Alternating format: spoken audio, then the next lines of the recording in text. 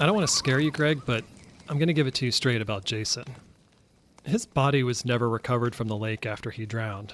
And if you listen to the old timers in town, they'll tell you he's still out there. Some sort of demented creature, surviving in the wilderness, full grown by now, stalking, stealing what he needs, living off wild animals and vegetation. Some folks claim they've even seen him, right in this area. The girl that survived that night at Camp Blood, that Friday the 13th, she claims she saw him. She disappeared 2 months later, vanished, blood was everywhere. No one knows what happens to her. Legend has it that Jason saw his mother beheaded that night. Then he took his revenge, a revenge he continued to seek if anyone ever enters his wilderness again. There's a story that he once chased a girl through the woods and sexually assaulted her. She escaped, but a bunch of her friends ended up getting killed at a place called Higgins Haven. Jason eventually got an axe in his head, but that didn't kill him. He came back from the dead and killed a bunch more kids partying at a house until he was finally taken down by a goonie. After Jason was buried, an ambulance driver with questionable motivations killed some people while he was dressed as Jason. Years later, a grown-up Tommy Jarvis digs up Jason's body, only for Jason to be resurrected by a bolt of lightning. He kills a bunch of people until he's eventually anchored to the bottom of Crystal Lake. A girl named Tina, who has Tina powers, resurrects Jason. He kills even more people until he ends up at the bottom of Crystal Lake again. Eventually, a power cable jolts Jason back to life, and he kills a bunch of high school kids on a boat headed to New York City until he gets turned into a little boy by toxic waste. What? There's something about worm demons and magic daggers and long-lost sisters, but if you ask me, it's just a bunch of bullshit. Jason then gets sent to hell, only to be brought back by Freddy Krueger. The two of them fight, but it was all pretty pointless. There are even rumors that over 400 years from now, Jason will be sent to space and turned into some kind of Uber Jason. The only thing we know for sure is that Jason's still out there, watching, always on the prowl for intruders, ready to kill, ready to devour, thirsty for young blood. Ew.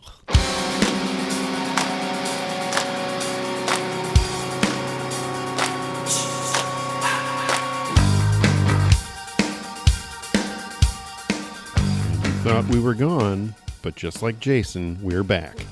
It's You're All Doomed, the podcast that has gone through the entire Friday the 13th series 13 minutes at a time. I'm plain old ordinary Greg. Hello? Who is that? Oh, hi. What are you doing out in this mess? And this is Brian.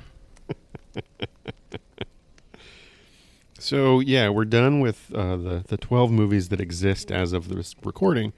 So we thought it'd be fun to get back together and just kind of revisit the series as a whole, revisit some things that we talked about previously, and just have a little fun. Well, we'll see how much fun it ends up being for the listeners. But yeah, this is going to be kind of like an untraditional episode where we're just going to hit record. It's probably not going to be any edits unless there's a poop break or something. But for the most part, we're just going to let the... Speaking of which... we're just going to let the tape roll and just have a conversation about a bunch of stuff. So buckle up. So let's talk about the series as a whole. People have asked us what our favorites and least favorites are. So, Brian, what are your top three? All right, so I'll start with number 3. And this is, as far as I'm concerned, it's a new entry into my rankings after going through and doing the research for the podcast. But my number 3 is the final chapter. Again, it wasn't one of the movies that I feel like was kind of on my radar prior to doing the podcast. I mean, I certainly knew that it existed, and I just don't remember it being as good as it turned out to be this time around. So I really enjoyed the final chapter, kind of diving into it and really dissecting it for the podcast. So that's my number 3. Interesting. My number 3 is part 6, Jason Lives. It was one of the first ones that I saw when it was still new, right after it came out on pay-per-view. And, it's a little bit of a tamer entry than some of them are. But it's got some clever self-referential humor. Jason's pretty good in it. And it's maybe not as scary as it could be, but it's sort of right when Jason was at his pop cultural peak, and it's just kind of a fun, easy movie to sit down and watch. And that's why Jason Lives is my number 2. That's exactly the same reason. I feel like, I probably mentioned this during season 6 of the podcast, but I just feel like this is the one, Jason Lives is the one that I've seen the most because it was on all the time on cable. And it's very digestible.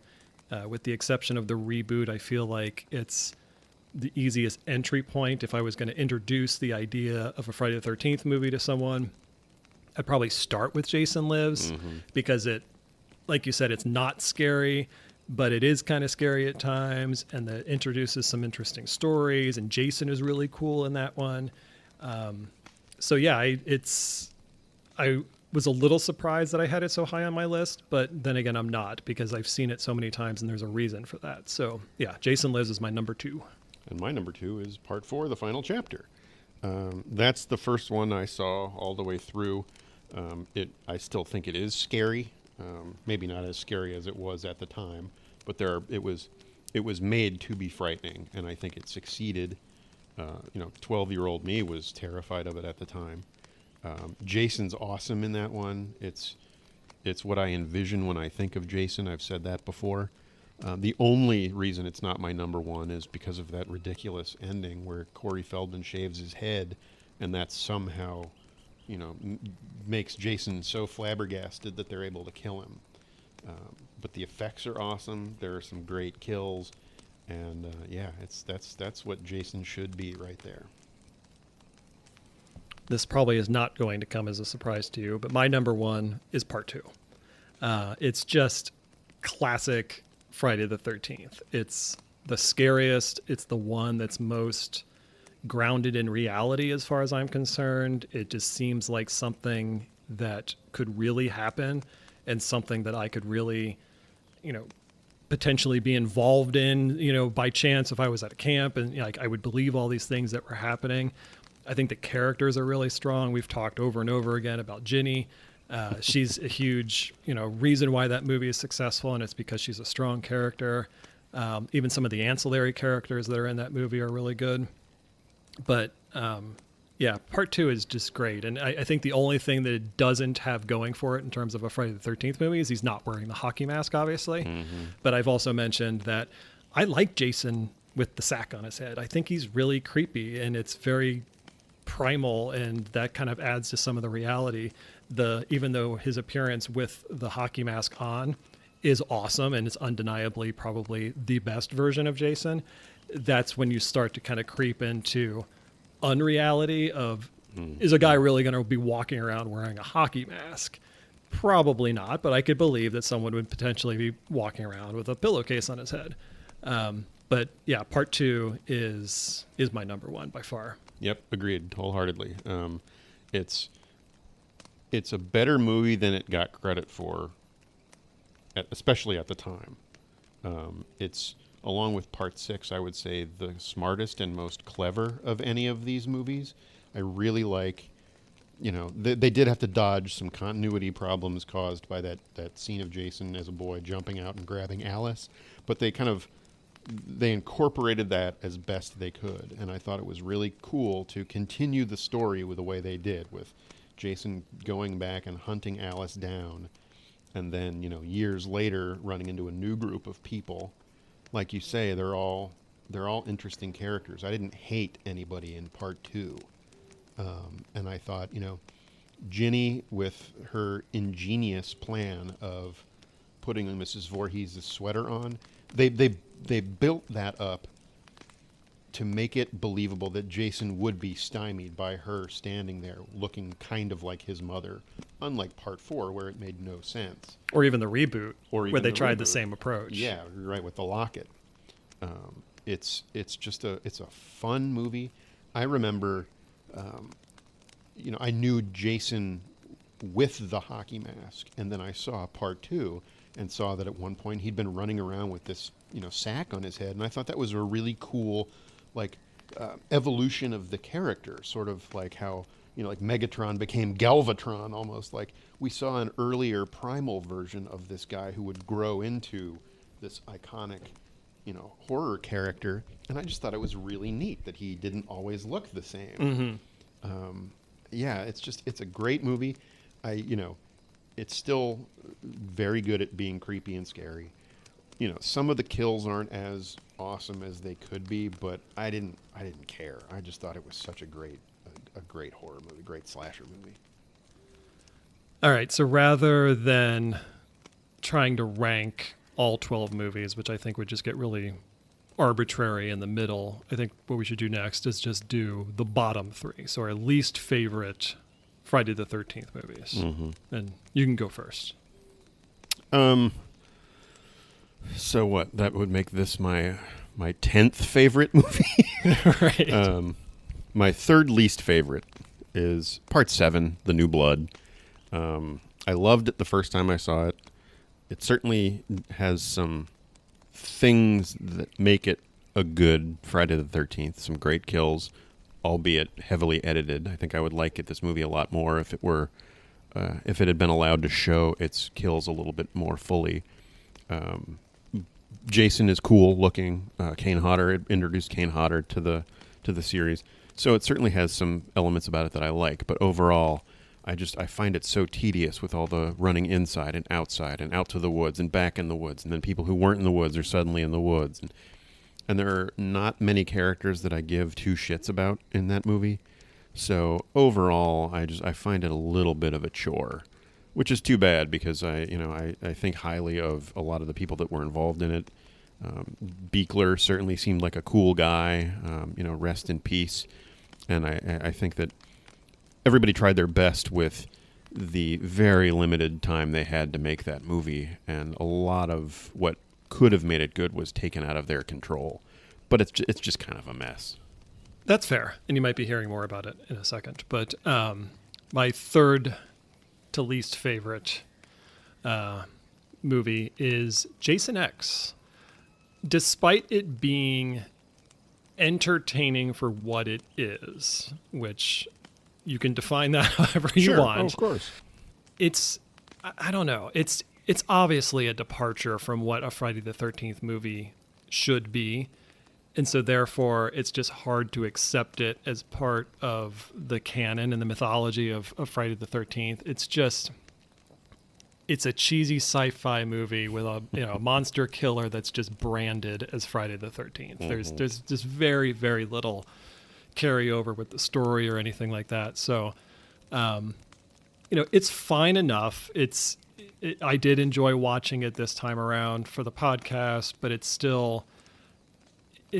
hard to include as, a contender for even, the top 10 Friday the 13th movies. Like, it just barely makes the cut of being in there at all. So, that's my number 10. That's fair. I can't argue with that. In my case, and this is purely subjective, everything you said is true, but I can't help but bump it up in terms of my favorites just because of the memories that are associated with that movie.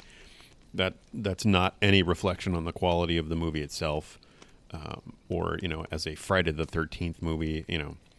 It's purely just my memory of laughing as hard as I laughed. Sure, yeah. So but I totally agree with your points. Yeah, from a nostalgic purpose and memories of growing up, it would rank higher. But in terms of ranking it as a Friday the 13th movie, I had to kind of like separate personal feelings or personal experiences at least, and just be like, nah, I don't really like this movie very much. I get it. Because as hard as you and I were laughing, I still remember the two people we went to the movie with, and they were not laughing at all. They were looking at us like we were fucking idiots, and rightfully so, because we were practically on the floor of the theater. But that just kind of shows you, like, we were laughing at something that really wasn't supposed to be funny, and we had the perfect antithesis sitting right next to us, showing that, like, guys, this is not entertaining at all. Like, what are you doing? Very valid. Very valid. I struggled with my final two, with my two lowest. I flip-flopped a lot. But in the end, I just kind of had to stick with what has historically been the case for me. So my second least favorite of this series was Freddy vs. Jason. because I just don't give a rat's ass about Freddy Krueger beyond the very first Nightmare on Elm Street movie. And he did very, very little in this movie to change my mind. In fact, it kind of leaned into the parts about Freddy that I liked the least, with the little pinball section and some of his, bitch, just got old Right. really fast. Jason felt like he was bolted on. This could have just as easily been Freddy versus Michael or Freddy versus Pinhead. There was very little about it that felt like a Jason movie to me, even in the parts where they were, where Jason was on screen by himself, which were few and far between. The entire concept of what would it be like if Freddy fought Jason would be a 10-minute idea at best that they had to stretch out as long as they did. So I get bored watching that movie. But Greg, I don't know how many times I have to tell you this, but anything can happen. Don't you understand that? Which, if they'd gone even more batshit, I might like it more. If the dream demon things that, that you don't even know whether you're in reality or not, if they could have leaned into that even more heavily, that might have at least made it so bonkers that I would enjoy it more. Yeah. It's interesting that you had Freddy versus Jason in your bottom three, because I am so ambivalent about that movie that it didn't even cross my mind. I was like, it's in the middle somewhere. Like, I just don't give a shit about this movie. I don't love it. I don't hate it. It just kind of exists. It rightfully deserves probably to be in the bottom three. But for whatever reason, it just didn't pop into my head because I had other contenders that trumped it. But yeah, the movie is so problematic, and we joked a lot about the whole anything can happen premise. But the problem with that is that nothing's true. Like whatever happens, it doesn't matter. No consequences. Exactly. So it's, yeah. So I like that pick. That's good. Yeah, it didn't cross my mind because, like I said, I had three other contenders, but that's a fair one. My second to least favorite was The New Blood, for many of the reasons that you already mentioned, which was a lot of the back and forth of just nothing happening other than just running from one house to the next, running through the woods. And then the whole, the Tina Power stuff is just annoying. Mm-hmm. And I know what they were trying to do, breathe new life into the series and introduce some new concepts to it. But I think they could have done that differently, made it a little bit more realistic. I think these days, if they were going to take that approach, I think the girl would probably be like an MMA fighter, or, like something that could introduce, some real actual strength into it, like actual tangible strength from a character that could go up against someone like Jason, rather than these mystical powers that are not real. So yeah, they would probably just take a more grounded approach. Grounded because she electrocutes him at one point. Yeah. And, I mean, probably no surprise, my least favorite is Jason Goes to Hell, The Final Friday. What? I know. Wait, what? I know. I'm going to stand by my statements. All right, I'll let you finish. I will confess that I had more fun watching that movie for this podcast than I ever have before. I actually wound up having to watch it twice because I had watched it, I'd watched chunk by chunk to make my notes for this season, but then our recording got delayed long enough due to pandemic scheduling that in order to refresh my memory of everything, I watched it again before we recorded the season. Oh, you poor thing. Yeah, I mean, the thing I'll say about it is I dislike every part of that movie, but there are parts of it that I dislike in a humorous way, such as Creighton Duke. He's laughable. He's utterly laughable. They try so hard to make him this cool badass, and he's a lunatic. And the fact that the heroic, hunky boyfriend, Letterman varsity jacket wearing hunk hero is 35 years old. It's so misguided in its efforts. People tried their best. I don't mean to be insulting, but I just don't think that movie works on any level. And every time I watch it, I say this is the last time I'm going to watch this movie. Somehow I keep getting yanked back in. Yeah, Adam Marcus, if you're listening, I apologize, but my last or least favorite pick is Jason Goes to Hell as well. It's it's a mess. You know, I can't fault people for trying something different and something really different, but I just don't like it if you're going to completely abandon the core elements of what make Friday the 13th movies fun and enjoyable. And what I also was noticing, and this is, I mean, when you have 12 movies, you start to run out of ideas. But what I dislike about the sequels as they go on, is that they're not propelling the story at all, because every time there's a new sequel, they just either forget what happened in the previous one, or they just create their own rules to void whatever happened. And it's just like, we're not gaining any ground. It's just like, here's another movie, Yeah. and it's just like this conveyor belt where, like, I think Adam Marcus and team, I'm not going to put it, solely on Marcus's shoulders, but, because there's producers that were involved as well. But, like, they had the chance to kind of reset the franchise into some form, whatever they wanted to do, and propel it into something that ideally was going to keep going. I mean, you don't make a 9th movie unless you're planning to make a 10th movie. Like, that's the whole point of doing this. So what they were hoping to come out of, like what would a sequel to Jason Goes to Hell have been? And I just don't think there obviously were movies, but they were not sequels to Jason Goes to Hell. And so it's just like the epitome of everything that kind of went wrong with this franchise in the later years, which was, it was just random idea after random idea, and they didn't care. They weren't thinking ahead. They weren't thinking about whether or not it would work. More importantly, would the fans even like it?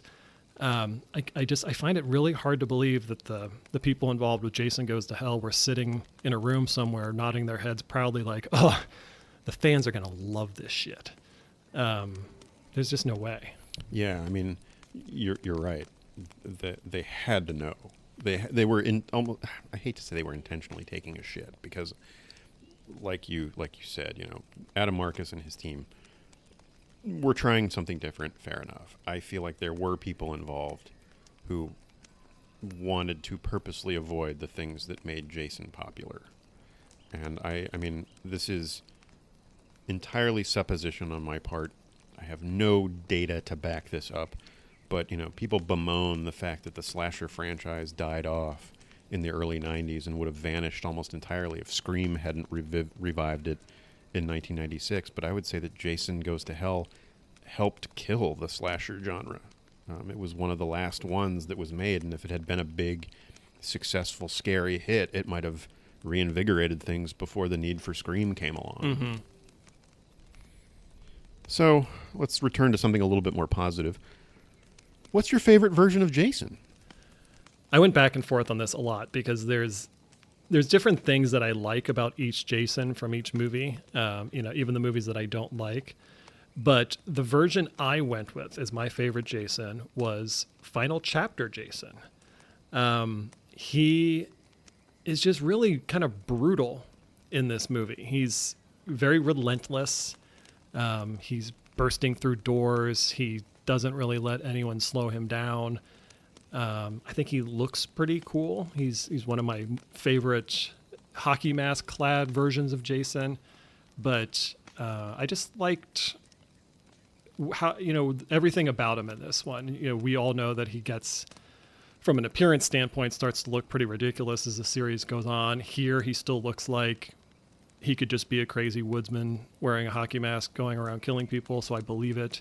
But I also just like his approach and his tactics and his aggressiveness. So, yeah, Final Chapter Jason for me. I had a feeling this was going to be one where we agreed, and in fact it is. I thought that, I don't know that there is a Jason that I have fully disliked. He's barely in Part 9. But Kane, I sort of lump all of Kane's together, and I think Kane did a great job as Jason. I think even Tom Morga was fine as the hockey masked killer in Part 5, even though it was Roy. So I've liked something about every single Jason, but I thought that Ted White brought a groundedness to Jason in this movie that made him feel very real and very scary. Like, you could find yourself being chased through the woods by this guy. Exactly, yeah. And he runs, and he is very brutal and calculating, and he doesn't seem like a backwards hick. In part 2, he's a little bit of a rookie. He falls down a lot, and that makes him very human, but this just elevated Jason to a level of major threat without going overboard into unkillable. Right.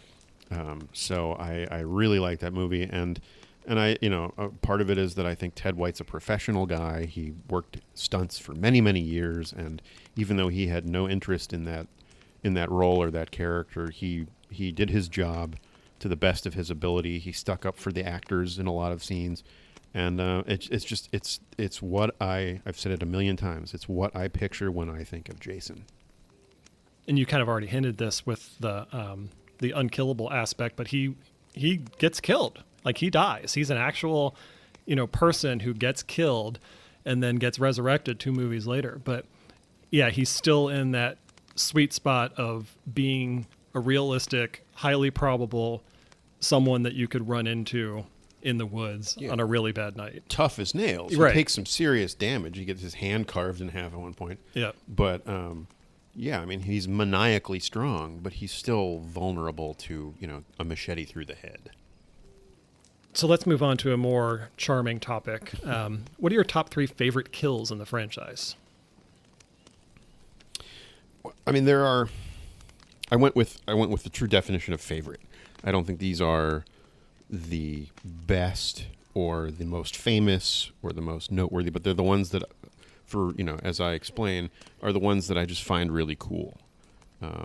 So my third favorite is the paintballers, the 3 paintball players that get beheaded with one swipe. Yeah, no, that's a good one. I love how Jason drops out of the tree like a ninja. I love that it's a machete kill, but it's not just a garden variety machete kill. He lops off all three people's head at once. I enjoyed the little moments leading up to that with the 2 guys bickering and then getting killed by the woman executive, and I just thought that was a fun sequence overall, and so I dug that one a lot. I didn't think of that one, but that is a good one, because it's a good example of disposable characters that are introduced in a fairly effective way and dispatched in a fun way.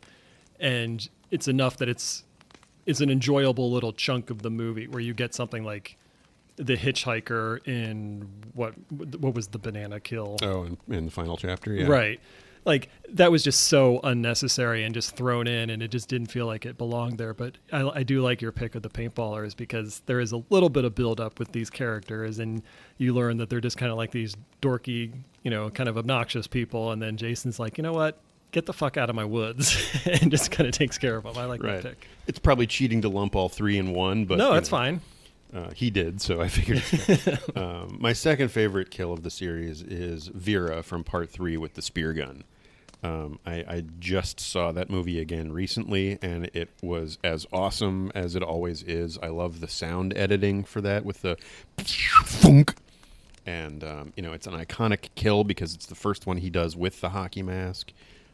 I love everything about it, and it sticks with me. It comes to mind every time. But my favorite part of that kill is the lackadaisical walk of shame Yeah, that right. Jason does at the end. Yep. Where he's just like, we witnessed something truly awesome and incredible. Like, if I had done that kill, I would like, oh my god, did you just see that shot? That was fucking awesome. Right. And Jason's just like, yeah, He has whatever. no fucks to And he give. just walks away. But my favorite of the entire series is Crispin Glover. I love the fact that Jason was lurking in the pantry waiting for someone to ask where the corkscrew was.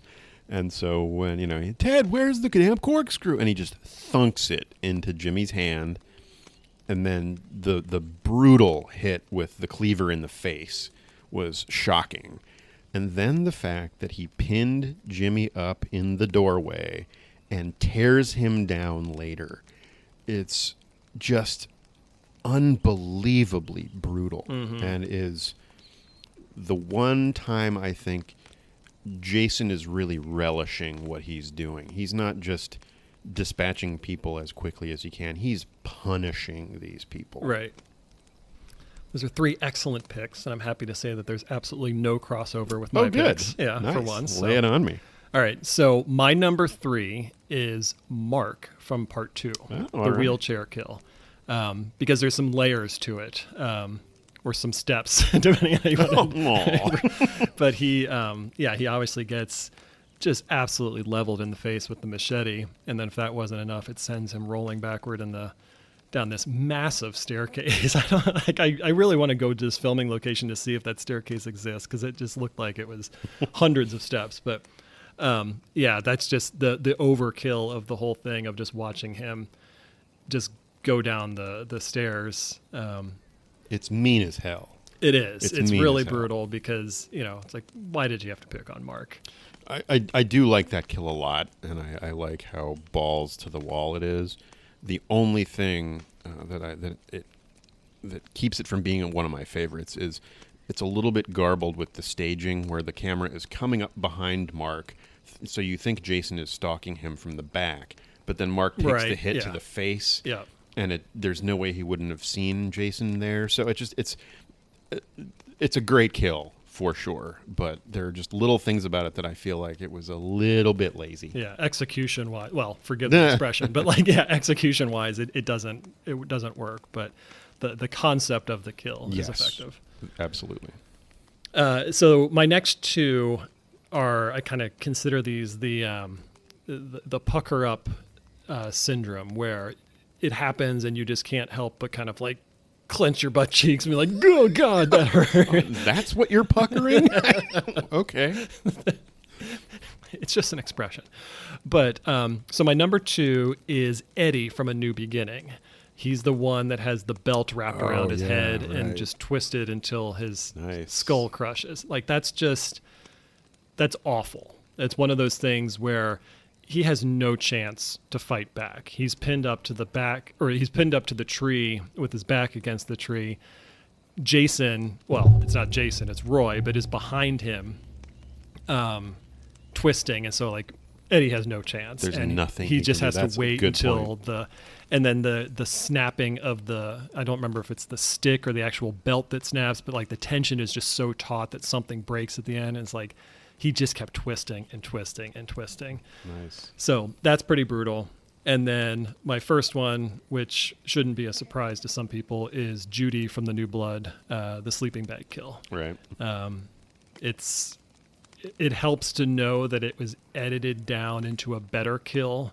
I think the original one had multiple swings against the tree, and I think the footage even exists online, and it's just not as effective. Like seeing her get hit over and over and over again. I love the idea that it's just one hit, boom, you're dead. And Judy, number 1. If I had only seen that kill in the theater and never seen it again, I would absolutely agree with you. That was a stand up and cheer kill in the theater. I like it less the more I see it, because little details I notice, like the fact that she's not actually hitting the big tree, she's hitting a skinnier trunk. Mm-hmm. And the fact that if there was a great payoff with damage afterward, like, again, that's the MPAA's fault and not necessarily anybody who worked on the movie's fault, but if we'd seen like this crushed face fall out of the sleeping bag afterward, that would have just given it a little bit more menace. It was awesome, and I don't blame you in the least for making that your favorite, but that's just why I don't love it as much as I did the first time. That's fair. So if there was one prop from any of these movies that you could purchase and keep in your home, what would it be? Can I cheat and give you 2? Because it really was a tie for me.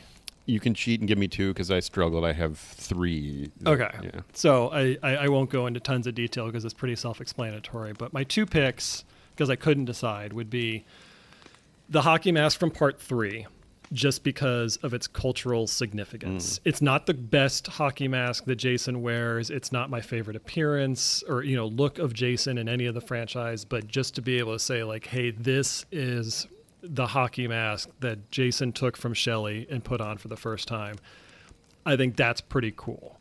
But it's also tied with the original Camp Crystal Lake sign from the first movie. Nice. Just having that big, like, wooden sign to hang in my backyard or something like that. Or sink at the bottom of a pond in Exactly. your yard. Yeah, or something. that'd be very cool. So those, I Nice. couldn't decide between the two because both I think would be nice. Both to are have. perfect representations of the series Yeah. as a whole. Excellent. I wrestled between Jason's toilet or Demon's shitbox. But I actually settled on something that's much more obscure. Brenda in part 1, when she went to bed, was reading a novel of something, and on the shelf by her bed had this kind of cool fantasy dragon candle holder that it's cheesy and stupid, but I would love to have that because no one would know why I have that. And it's kind of ugly and tacky, and they'd be like, "Why do you have that?" And it's like, well, it's a prop from Friday the 13th. So it's not showcasing itself. And I mean, it's just I liked that character, and it's from the first movie, which is something I think that I would want to, even though that's not necessarily my favorite of the series, it's the one that kicked this all off. So if I were to ever get anything from these movies, I'd probably want to get something from the first movie, and that just seems like a nice, like a quietly significant piece. I do like the idea of an obscure prop that most, if not any person, would be able to pick up on, but you would know what the significance of it was. So yeah, I kind of like that idea of just grabbing something random. Okay, so apologies to our respective wives with this next question, and we had to kind of put a qualifier in this because we probably both knew what our answers were going to be. But aside from Ginny, who is the girl that you'd most want to take home to mom and dad, and why? So Jenny's off the table? She's off the table. Well, I like freckly redheads. I know. Okay, so if I can't pick Ginny, I'm going to pick Pam from part 5. She's a little older in terms of the final girls, but I'm married to a woman who's 5 years older than me, so I don't have a problem with the age thing. Watching it this time, I thought she was more attractive than I remembered, but that's Especially when it was raining. That's a big part of it, but I found myself physically attracted to her more than I remembered, but that's not as important as the fact that she's a very smart, tough person, much like Ginny is. So if I can't pick Ginny, I'll pick Pam. She's very caring. She works at a mental health facility. She's obviously very educated and very bright. And, I mean, she puts up a pretty damn good fight. She screams and runs a lot, but she also fights back. And I think my parents would, my mom and dad, or anyone's mom and dad, would be happy to have their son bring her home as a date. I can't argue with that. I know she was in consideration for me, but I started to lean toward Rennie from Jason Takes Manhattan. Rennie then or Rennie now? Well, I don't know if it really matters because that girl is cray-cray.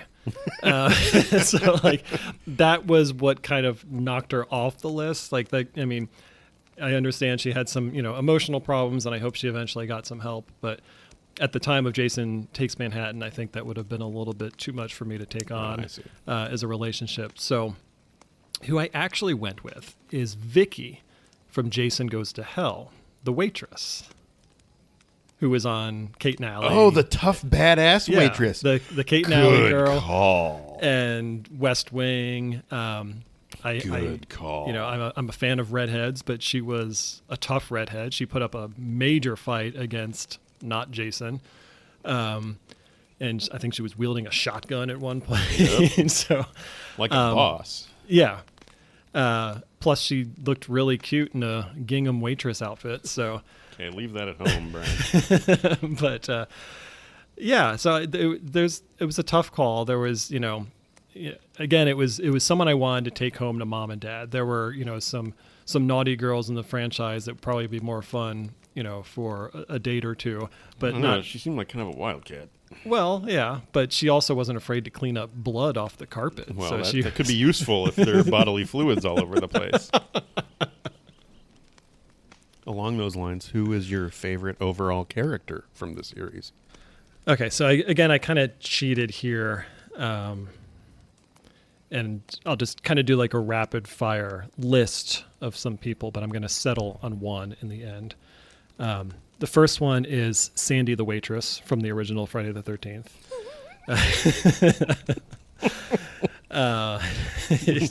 She's such a flirt. Yeah, even though she had eyes for Steve Christie, I'd like to take Sandy home.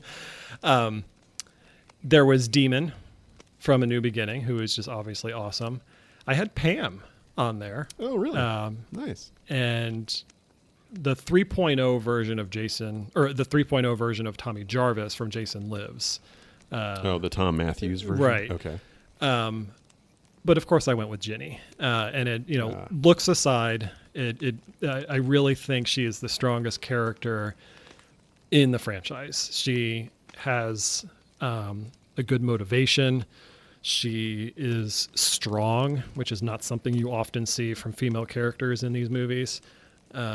She can hold her own, and she was likable, and without a doubt, the best written character in the entire franchise. Hands down. So, yeah, Ginny is my overall favorite. Excellent pick, and excellent reasons for picking that way.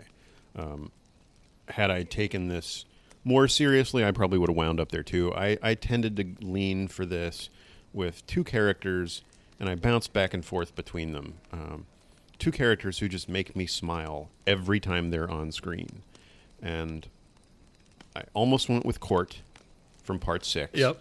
Because he's absolutely hilarious. I loved his little rock pile lesson with the boys out when they went on their hike. Yeah.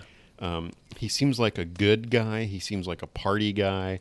That's not a type that I would normally gravitate toward, but he's hilarious. And I almost went with him, but I went with Demon. Demon, who again is not someone that I would cross paths with in my life, because he's apparently kind of a street tough and lives a very different lifestyle than I live. But he just seems like such a warm, wonderful character. Even when he's yelling at his girlfriend because she's scaring him, he can be forgiven for that. He was trying to take a shit. He was trying no to take one a wants shit. to be interrupted. Exactly. I'd get cranky too. He obviously loves his little brother very much. He's the best part of that movie, and I wish we got more of Demon. Yeah, and I don't know what it is. I know we talked about it during that season, but for a guy that was on screen for so little to leave such a huge impact, like a lovable, likable impact, is really impressive. And I think that a lot of that just falls on the shoulders of the actor and him just being able to create this character that, again, like you said, even though he's probably not someone we would really associate with in real life because of his, socioeconomic background or whatever. Right, whatever he's doing.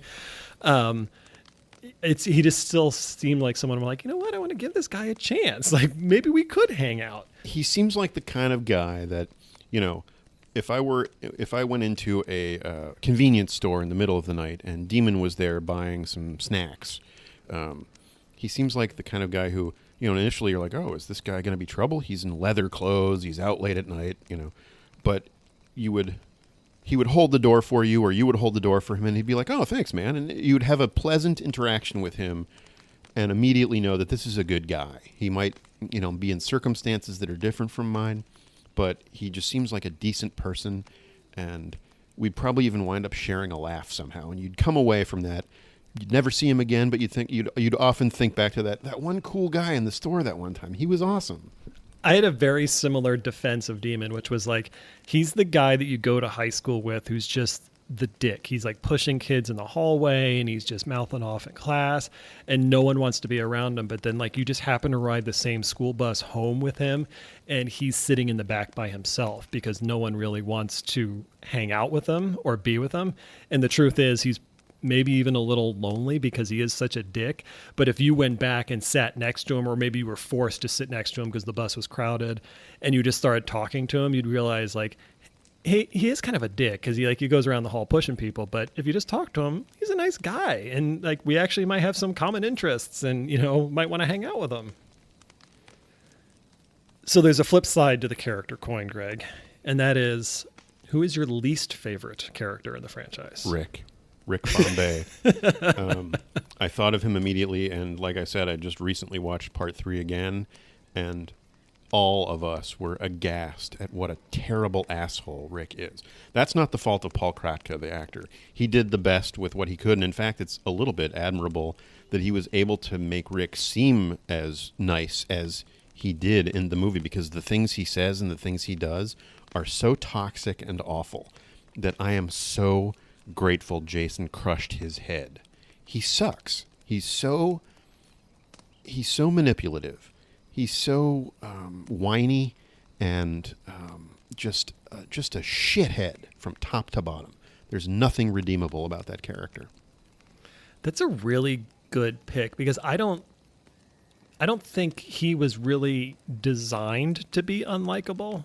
He just turned out to be unlikable. And like, I think some of the things that he was doing in the movie were probably, unfortunately, considered to be a little bit more acceptable during that time. The character has aged poorly. Yeah, but I don't think he was intentionally meant to be the person that we were supposed to hate in the movie. It just turned out that way. Mm-hmm.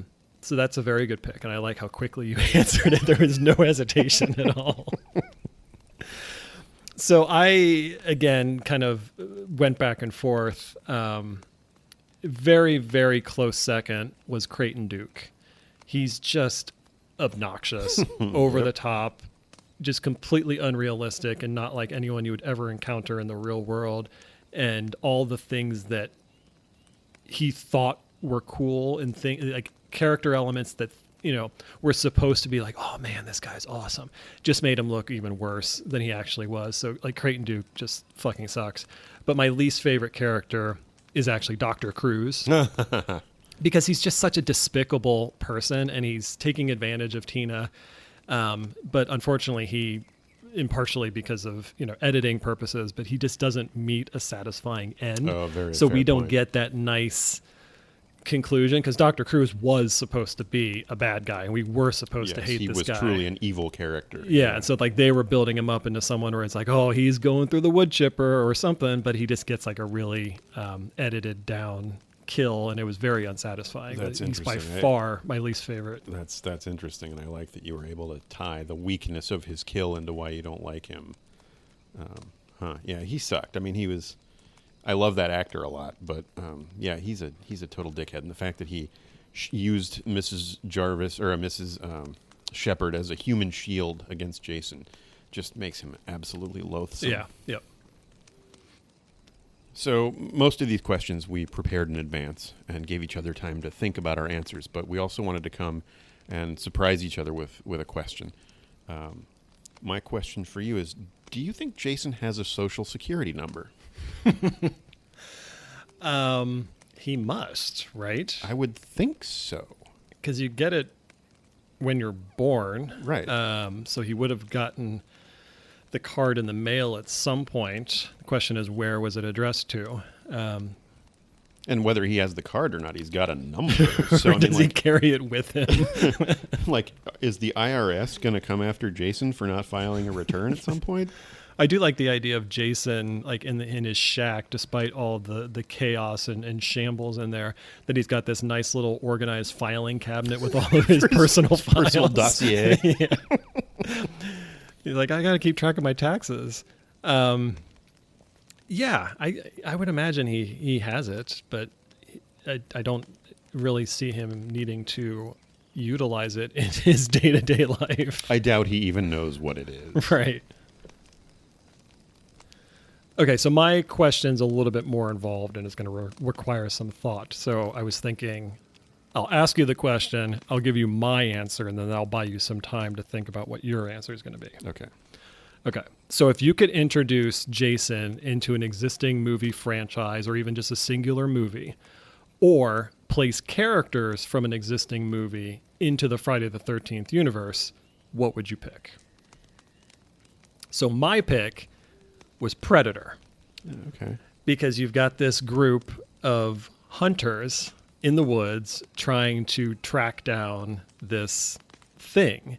And I love the idea of like Dylan and Dutch and Billy heading out into the woods to hunt down and kill Jason, you know, the ultimate prey. There's something out there waiting for us. Right. And it ain't no man. Nice. I like that. Yep. And that kind of dovetails with what I always thought a cool Friday the 13th movie would be, where Jason is both the prey and the hunter. Oh, yeah, yeah. So that's cool. I would like that. My initial gut reaction, and I'm changing from what I decided a moment ago, but I thought of reasons why I want this to happen. It's two franchises that are stumbling around in a little bit at the moment, or at least at points in their franchise where everyone's question is, what are they going to do next? Where can they possibly go with this? Both franchises have been to space. I think Jason needs to cross over with the Fast and the Furious. I so wanted to say that, but I was hoping you would say it. Because, like, the reason why, I mean, it's absurd. Like, every time I was thinking, like, oh yeah, put either Jason in the Fast and Furious franchise or vice versa. I ended up with like a Freddy versus Jason scenario where it's like, okay, but then what?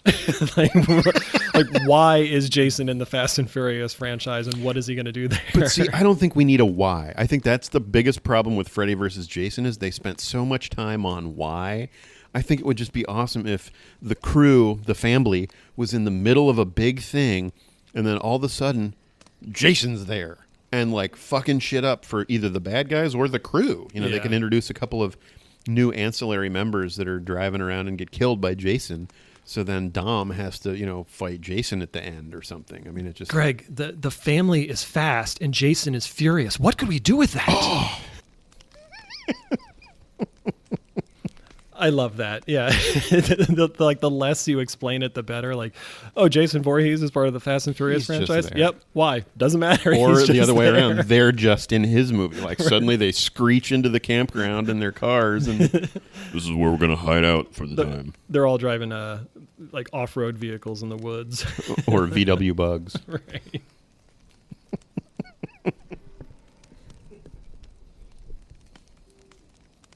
As I began preparing for this episode, I actually listened to a couple of the earlier seasons because I hadn't heard them for a long time, and it brought back some loose ends that I've thought about differently since then, or some things that I've learned since then, and I wanted to bring them to share them with you.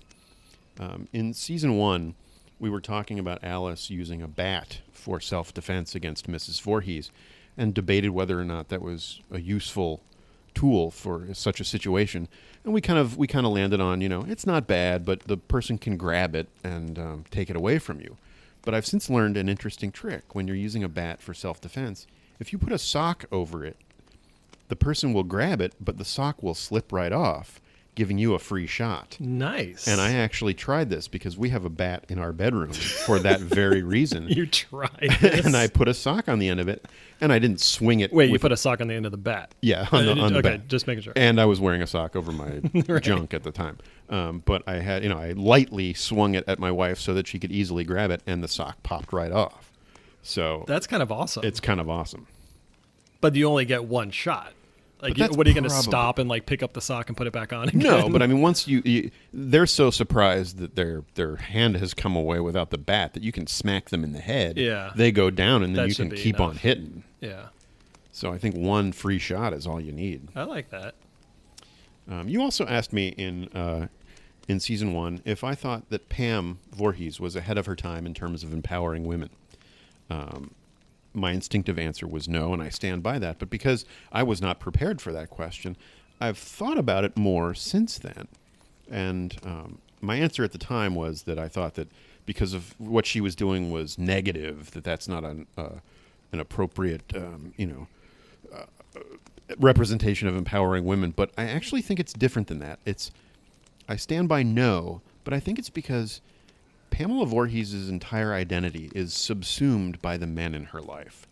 She goes by Mrs. Voorhees in the first movie. She never says her first name. So she goes by her married name in that movie. Mm-hmm. And at one point, her personality is entirely taken over by her son, Jason. She's speaking in his voice. So she has almost no identity of her own outside of her husband or her child. It's hard to argue with. Yeah, I do remember asking you that question, and it was, I think, initially designed to be, a way to get a laugh out of you. Right. Like, how absurd is this Yes, question? absolutely. I mean, I know that you weren't asking it, seriously, but it's something that stuck with me. Yeah. And the more I think about it, she's like the polar opposite of empowerment. Mm-hmm. So that kind of came to mind. I learned something just last week from a waiting room screen in a doctor's office. In part 2, we were both kind of baffled by the fact that when Alice awoke from her terrible nightmare recap, that she went to the bathroom sink and splashed water on her face.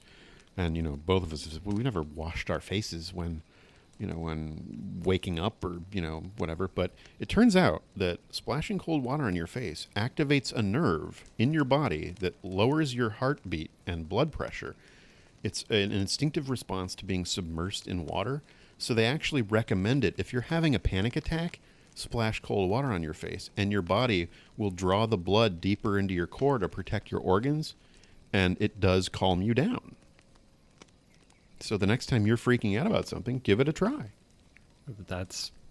I learn something new every day. I was shocked. I always just thought it was just a cliche, movie trope that, no one in reality ever did. But if it actually helps people to calm down and relax, then I stand corrected. Yeah, it's a physiological response, and I was dumbfounded, and I love that it came up so close to this episode that I could share that with you. Is it kind of like taking a cold shower when things don't go your way on a date? Like that soap on a rope guy from part 7? Right. Also in part 2, and this was no discussion between us, but also in part 2, a lot of the counselors in training leave Packanack and go down to a honky tonk establishment, right? And we found out this time watching it that it was a casino. We never really see anybody gambling, but that's okay. It's a casino. Well, so this past summer we went to central Wisconsin to visit my wife's family, and there's a drinking establishment that I've heard referred to many times called the Casino. It's on a little lake in central Wisconsin, and this was the first opportunity that I'd had to really be on the premises at all. And I was like, oh, this isn't actually a casino. There's no gambling or anything like that. There are a lot of Native American gambling casinos in the area, so I was just sort of surprised that it was called a casino. And come to find out, it never actually even had gambling machines in it. So I said, well, how could it be called a casino? And I did some research, and the etymology of the word casino is simply a place for gathering large groups of people. It has no connotation with gambling at all, other than what it's accrued over the years. So it's very possible that this place in Crystal Lake, New Jersey, isn't a gambling facility in the least. It's just a gathering establishment. Huh. I had never heard that before. Yeah, I'd always just assumed casino meant a gambling location. Same here. Very cool. So while in this casino, Ted had 10 or 11 beers. What's the most you've ever had to drink? Oh, God. Well, I think the most quantifiable answer would probably be, you were there, Greg. It was, you would know the year better than I would, but it was shortly after you had gotten divorced, and we had gotten together for what ended up being, it was the first of what ended up being this kind of recurring thing that you and I do where we get together for a long weekend, we hang out, and it's evolved over the years to include different beverages and breakfast items, but as we've gotten older. But this one particular night we went out, and you we're having a hard time, understandably, and this was the first time that we had gotten together to kind of like talk about what had happened. And we just went to a bar close to where we were staying, and we were drinking Newcastle Brown Ale, and it wasn't like a conscious decision. It's not like we went there saying like, we are going to get fucked up. We just sat down and we just got so engrossed in conversation that, the waitress would come over and she'd be like, another one? And we'd be like, yep. And they just kept bringing them and bringing them and bringing them. And I'll never forget getting the bill. And the bill said, I think it said 21 or 22 Newcastle Brown Ales between the two of us. And I remember I had lapped you at one point, and that's why we ended up with I think we ended up with an odd number. So maybe it was 21, because I had lapped you, like you had been like, no, I'm good or whatever. So 11 Newcastle Brown Ales, which, doesn't seem like a lot, but I'm not a massive drinker. And I do remember stumbling home that night, and the next day was rough. It was really, really rough. Not a lot of talking that next day. And then the second time was actually much more recent, which was 2 Thanksgivings ago. One of my brothers. The bourbon? Yeah. Oh, no. One of my brothers lives in Louisville now, and he had brought a bunch of different bottles of bourbon for us to sample. And I'm not a big liquor drinker. I like, an occasional, whiskey or bourbon or something like that, but it's not something that's part of my regular routine. And it was also the first time I'd kind of been around my brothers in a long time, and we were just sitting around the table and just pouring different glasses of bourbon, and we drank and drank and drank. And my memory of it was only a couple of hours. We only drank for a couple hours, but it was rapid fire. And then it was like, all right, good night, and went to bed. So by the time I had gone to bed, I didn't realize I hadn't achieved full peak drunkenness yet, because it was going to hit me while I was sleeping. Right. And I woke up the next morning, and which was Thanksgiving. And it was a very, very long day. I never got sick, but man, I couldn't move without just the world spinning around me. And it was just the least amount of movement in my body, the better. And it was just kind of like staying still and just trying to just get through the day. I really hate how bourbon can sneak up on you like that. And, I have to be very careful if I have mules of any kind, because I've made the mistake of even waking up the next day and still kind of drunk, and that's not fun for anybody. I don't remember this Newcastle Brown Ale story at all. I wondered if that was going to be your answer. I do in fact remember it as clearly as one possibly could. Right. That was the most I've ever had to drink.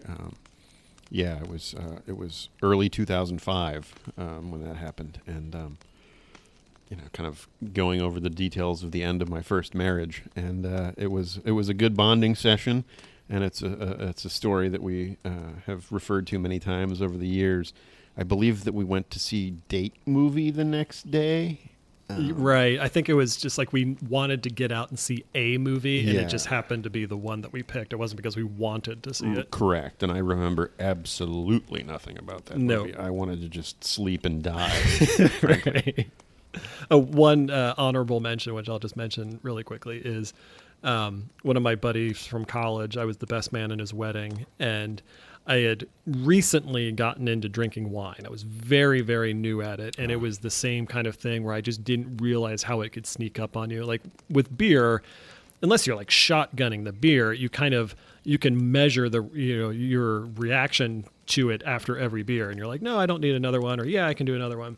But wine, like you can drink it fast enough that you can kind of get ahead of it, and you're like, no, I feel totally fine, and then all of a sudden it'll just like, yeah. And that's what happened. This was like the first time I had really kind of drank wine more than like a glass at dinner or something. And the reception was at a golf course or like a country club or something. And late in the reception, I was stumbling around, and I went outside and I threw up on one of the the greens of like the 18th hole or something. No. And I came back in, and as I was walking back into the reception hall, my friend, the groom, was standing right there, and I was like, I just puked on the golf course. And that's when my wife kind of grabbed me and we're like, I think it's time to go to bed. I can't believe you were that best man. I was in really bad shape. And she was like Wow. ushering me back to the hotel room, and we were in the elevator with some strangers, and we were scheduled to go on a boat cruise with some friends the next morning. And I made sure to tell everyone in the elevator that I was going on a boat the next morning. And Lynn's just like, time to go to bed. Let's go. Wow. Yeah, I remember like one of the first times I ever drank wine. I was watching Aliens, and I was pretty far into several glasses, and I hadn't been feeling a thing, but I turned and picked up a glass, took a drink, turned and set it back down, and then when I turned back to the screen, the room kept going. Uh-oh. And I'm like, oh, this is what it's like. So as I've mentioned a couple times already, I was recently visiting a mutual friend of ours whose name is also Brian, and we went to stay with him for a weekend and his wife, and he had a 3D copy of Friday the 13th Part 3. It had been long enough since I'd seen it for this show, in fact, that I was game. I wanted to see it, and it was fun because none of the other three people, him, his wife, or my wife, had seen the movie. So I'm like, sure, let's have fun. We sat down and watched it. And Brian made a really, really interesting observation because towards the end of the movie, when Chris smacks Jason in the head with the axe, Brian said, oh, that's where he gets that cleft in his mask.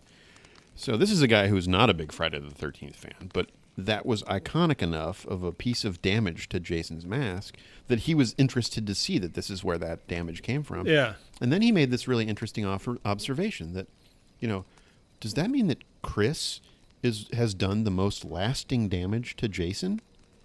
And I think that that's true because that damage to his mask remains before and beyond his death at the hands of Tommy Jarvis.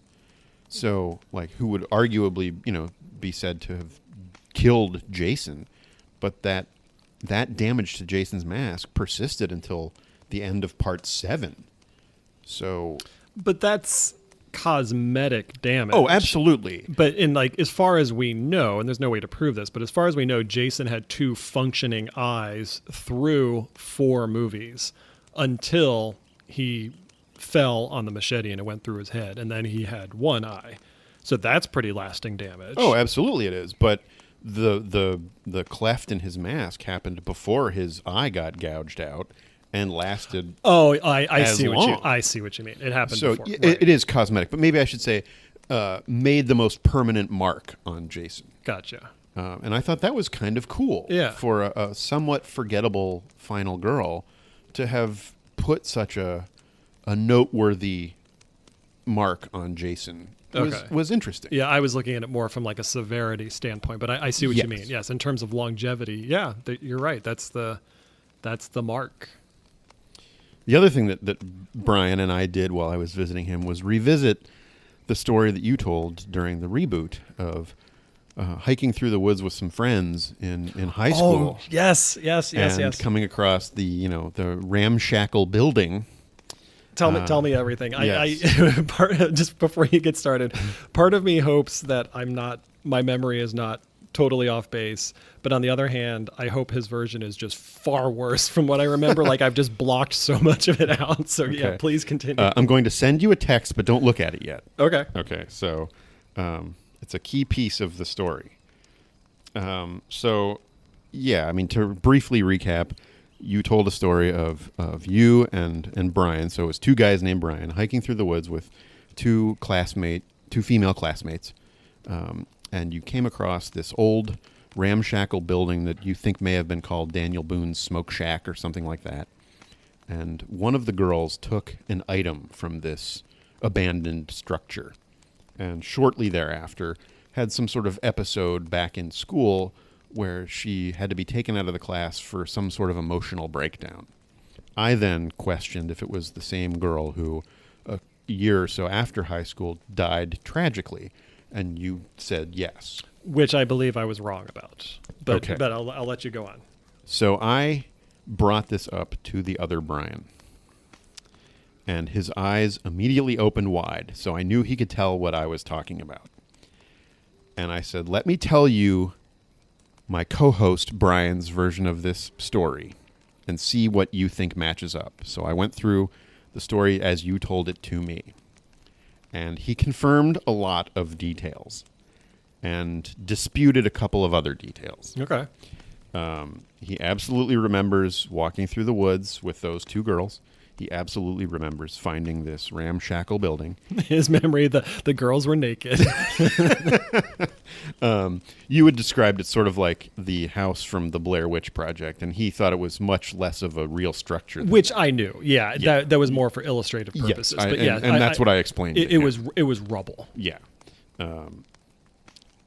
He does remember her taking an item, and I just texted you an image of what he thinks that item was, so you can look at your phone and see if that rings any bells. It's a medallion of St. George slaying a dragon, which is kind of a Christian folklore tale, and he's pretty sure that's what it is.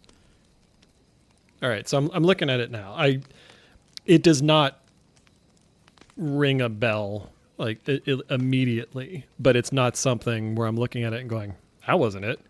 But I'm glad that he has that kind of detail about it, and that he remembers there being something that was taken, an artifact that was removed. And he, as he was telling me his version, he said it was like a picture of somebody slaying a dragon. So he started Googling that on Google Images and found that after a little bit of hunting, and said, I think this is it. So he might be right. I mean, maybe you didn't get as good a look at it or whatever, but I thought that was an interesting detail.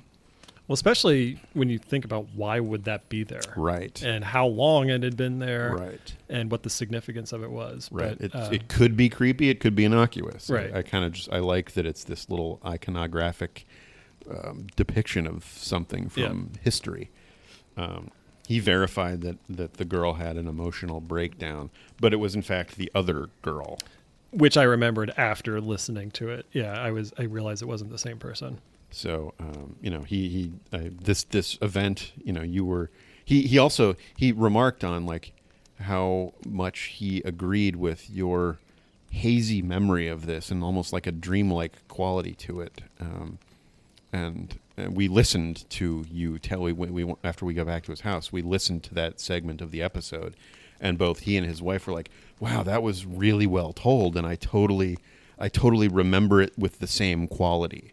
So that was a fun way to follow up that little haunting tale you told. That's awesome. Yeah, I'm so glad you got to follow up, because it's, as I mentioned when I was talking about it the first time, like it's not something that I think about often at all. And in fact, when I was telling that story on the podcast, I was having to recreate those memories on the spot, because I was like, oh my God, it's been so long since I thought about this. But I kind of like the idea that it's foggy for both of us, because it adds this even creepier layer to it, where maybe there was, and again, I'm pushing the boundaries here, but it's like maybe there is this like outside force that's like, we don't want you to remember what happened, right? And we are going to do what we can to kind of like push that down and suppress it. But you are both have been fighting it, or have are strong enough that you have some memories of it.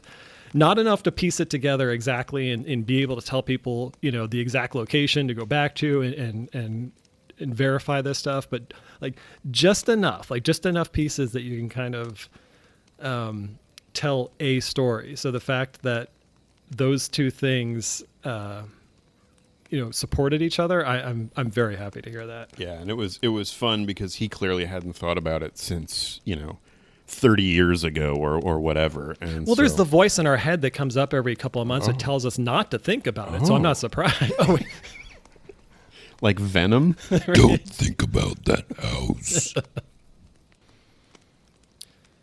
Okay, so this is not really going to be breaking news to people listening to this podcast, but we are pushing an hour and a half, Greg.